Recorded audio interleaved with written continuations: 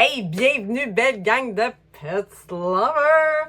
On continue sur la lancée des croyances qui peuvent nous limiter, qui peuvent même te limiter toi en tant que communicatrice ou bien en tant que personne qui aspire à communiquer avec son animal, les animaux qui t'entourent, les animaux avec qui tu travailles aussi. C'est comme bien important si tu travailles dans le domaine animalier.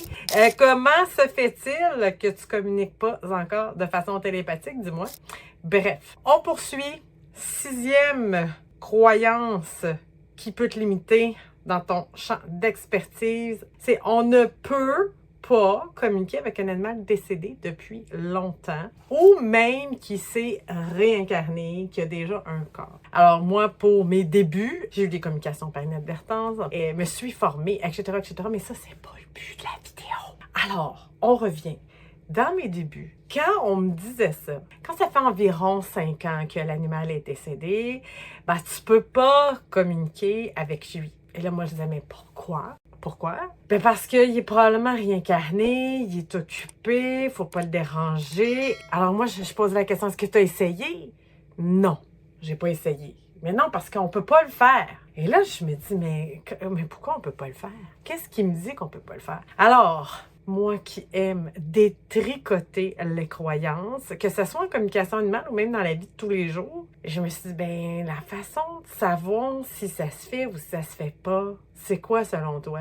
Ben c'est de le faire. C'est dans la pratique, dans le quotidien. Alors, moi, j'ai dit, ben, à l'époque, je faisais des demandes. Là, maintenant, c'est un peu différent, mais j'ai demandé d'avoir des cas avec lesquels je pourrais pratiquer ça pour aller confirmer moi-même cette croyance-là ou l'inverse. Et bien, ça s'est passé. Donc, j'ai eu des belles opportunités de pratique qui m'ont carrément montré que, ben non, c'est faux, cette croyance-là. Alors, quand quelqu'un vous mentionne des trucs et que c'est de l'ordre de la croyance et que vous n'avez pas de réponse à vos questions, que la personne l'a même pas essayé, l'a même pas expérimenté, ben, allez le faire vous-même et vous allez pouvoir constater par vous-même si la personne, elle est prise, je l'ai mentionné dans d'autres vidéos, prise dans quoi? Ses œillères, puis il lui manque tout ce champ de vision-là, Alors, ça s'est passé dans mes vies, j'ai pu expérimenter ça pour me rendre compte que j'ai eu des super validations, puis que le temps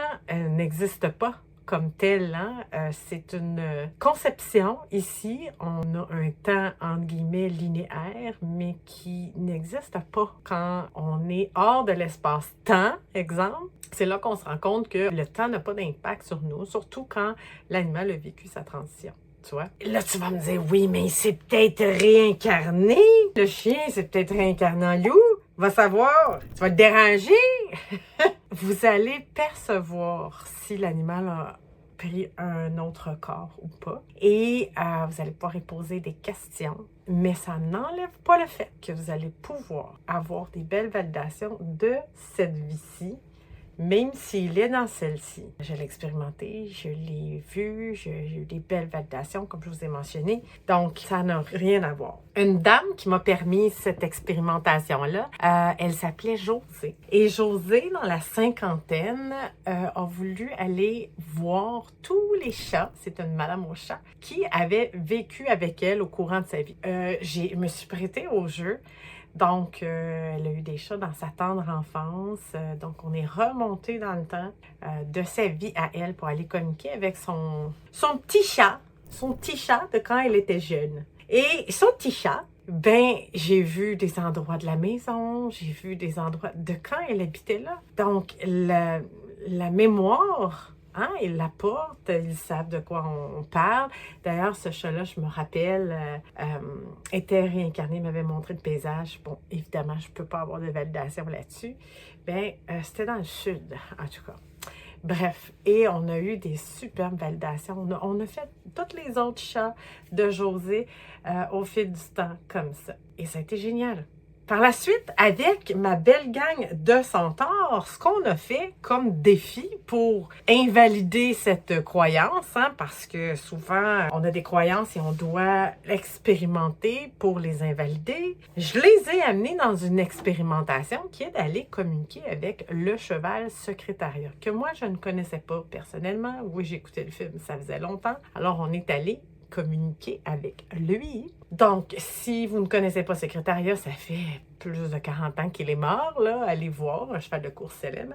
Et donc, l'idée était d'avoir le moins d'informations possible sur sa vie, évidemment. Et on était une belle gang. Ça a été un défi extraordinaire où on a eu, là, je vous dis, un taux d'efficacité, c'est-à-dire de réponse pareil, là, avec des mots qui se ressemblaient de l'ordre de 85-90%, là. Et on est comme un peu tombé, en bon québécois, sur le cul. Et ça a été vraiment merveilleux. Donc, ça aussi, un autre défi qui est venu confirmer qu'il n'y a pas de règle, que cette croyance-là, ce n'est qu'une croyance. D'ailleurs, si tu n'as pas lu le texte associé dans mon groupe Facebook ou sur mon profil, tu peux aller le lire parce que dans le texte, je mentionnais que finalement, en communication animale, comme dans la vie, le plus grand frein, ce ne sont pas nos limites, ce sont nos croyances sur nos limites. Si tu ne l'as pas lu, suis-moi sur Facebook, s'il te plaît, dans mon groupe de conscience et communication animale parce que je sais que je suis plus que 5000 amis. Suis-moi là-dessus. Tu vas pouvoir lire le texte. Dans mes capsules ici, je suis très, très spontanée. Je ne lis pas le texte. Par contre, regarde sur ma chaîne. J'ai fait un live sur les 5 premières croyances où je t'explique plus, où je réponds aux questions. Et je vais en faire un autre sur les 5 autres. Il y en a plein d'autres croyances comme ça que j'aime démystifier. Les gens apprécient énormément la séquence des croyances. Puis avec raison parce qu'on est en 2025. Là, on pratique plus la communication télépathique comme dans les années 80, 90, 2000. L'énergie évolue.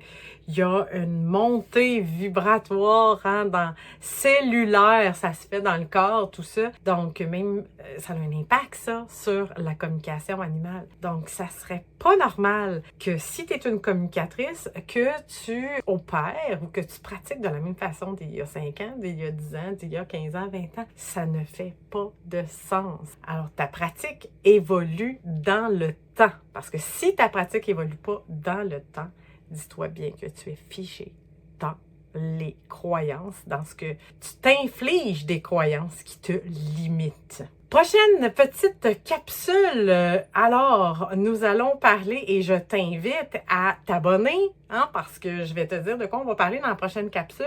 Abonne-toi, actionne la petite cloche de notification pour ne rien manquer. Viens me voir sur Facebook si tu préfères lire que de regarder des vidéos et dans mon groupe et sur mon profil. Alors, la prochaine croyance que l'on va aborder dans la prochaine vidéo, donc ne le manque pas, c'est la 7e qui dit qu'il faut attendre 3 semaines après le décès de l'animal pour communiquer avec lui. Pourquoi? Mais pourquoi? On va voir ça dans la prochaine capsule. Merci d'avoir été là.